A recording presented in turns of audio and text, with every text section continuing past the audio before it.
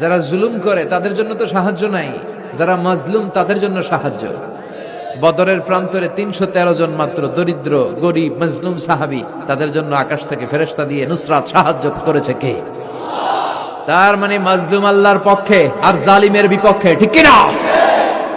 জালিমের জন্য কোনো সাহায্য নাই, বরং দুনিয়ায় যারা জুলুম করে তাদের ক্ষমতা বেশি দিন থাকে না।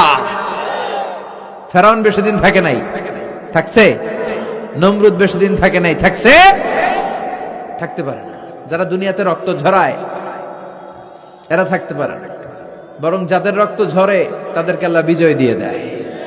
আর যারা রক্ত ঝরায় এদের শেষ রক্ষাও হয় না, এরা জান নিয়ে পালাবার সুযোগ পায় না।